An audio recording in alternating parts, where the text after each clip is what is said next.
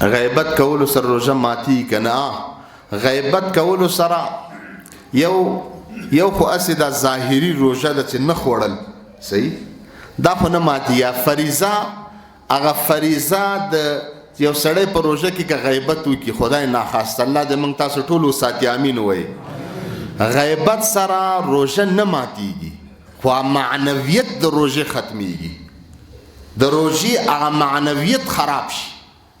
او متاسفانه زمونږ او ستاسو د مسلمانانو دا عادت وي چې په روژه کې راځه چې سات تیر کو سره سات په څه تیري د بل چا په آبرو په عزت همداسې ده که نه ده؟ د بل چا په آبرو عزت باندې سات تیری ته راځه سات تیر کو خپل درنه او د بل سپکه وایي سات په څه تیریږي چې خپل درنه وایي او د بل سپکه وایي په دې ډېر ښه سات تیریږي. فلانی داسې دی فلانی هغسې دی فلانی دا شوی فلانی هغه شوی دی. نو د غیبت سره دا معنویت د روژې خرابېږي دا ختمیږي. هغه کیفیت د روژې هغه ورسره خراب شي. د بزرګانو او زمونږ او ستاسو په منځ کې څومره فرق دی. یو موږ تاسو عام خلک یو بزرګان دي علما دي اولیاء الله دي د الله دوستان دي. د الله دوستان اولیاء الله د ګناه نه ځان ساتي او ژاړي. هم د ګناه نه ځان ساتي او هم ژاړي. الله ته ژاړي الله ته دعا کوي الله ته سجدې کوي. او موږ تاسو هم ګناه کوو او هم خاندو. ځمکه او اسمان فرق دی که نه دی؟ فرق ما با اولیاء الله و با بزرگان چطور است؟ بزرگان کوشش میکنن گناه نمیکنن.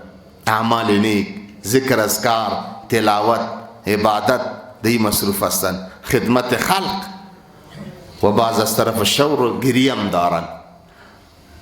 هم اعمال نیک دارن و هم گریه میکنن. ما و شما چطور هستیم؟ هم اعمال ما خراب و بس خندم میکنیم گریه نداریم عمل خوبم نداریم و گریه هم نداریم. الله توفیق هدایت به کل ما نصیب بگرداند آمین بگوین. پروردگار این رمضان را ذریعه اصلاح ما بگرداند ذریعه اصلاح ظاهر و باطن ما را بگرداند. ای دی رمضان رحمت الله میبارا مثل بارش شدید رحمت الله میبارا. من یک مثال ساده میتم. چرا رمضان تیر میشه ما اصلاح نمیشیم؟ راځي مخکې راځي د میلمنو ته لاره ورکړي میلمنو ته چرا ما اصلاح نمیشیم؟ متوجه هستیم نه؟ ما چرا اصلاح نمیشیم؟ بخیر راغلی صاحب خیر دی خو مخکې ته راځي صاحب زاده صاحب بخیر راغلی. ما چرا اصلاح نمیشیم؟ صحیح بخاطر کی د ماه مبارک رمضان خو رحمت الله میبارا د سر بام د وقت بارش و باران اگر یک جام سرچپه بمانیم او د جمع میشه جواب بتن او جمع میشه. اگر یک هفته باران شوه چقدر؟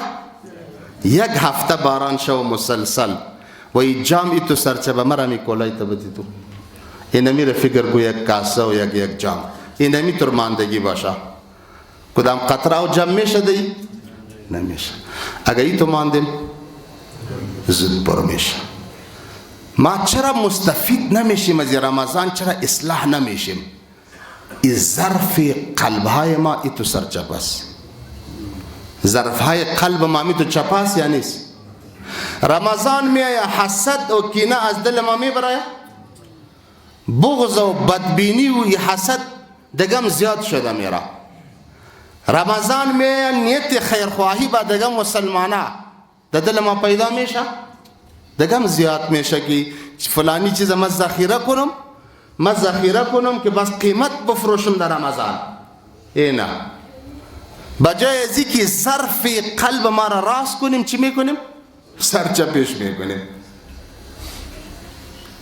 بیا اینمی چیز نگاه کو ذخیره کو احتکار کو که در رمضان باز ضرورت مردم زیاد میشه. کدو رو نگاه میکنن مردم که در رمضان میگه بولانی زیاد میخورن کدو باز خود قیمت فروخته میشه.